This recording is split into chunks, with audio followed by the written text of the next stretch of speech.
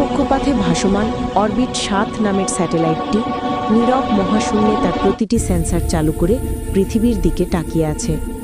নিচের নীল গ্রহটি দূর থেকে যেন এক জীবন্ত আলো।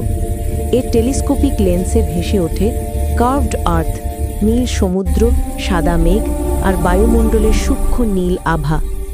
হঠাৎ সে দেখতে পেল এক বিশাল ঘূর্ণিঝড়, যার চোখ স্পষ্ট, মেঘের বৃত্তগুলো অদ্ভুতভাবে ঘুরছে। কয়েক মুহূর্ত পরই রাত নামল পৃথিবীতে। অরবিট ৭ তখন দেখল মহাদেশগুলো যেন জোনাকি পোকার মতো আলো জ্বালিয়ে রেখেছে। শহরের লাইটগুলো এক একটা জটিল নেটওয়ার্কের মতো জ্বলছে। এরপরে সেন্সর বদলে ইনফ্রারেড মোড চালু হলো।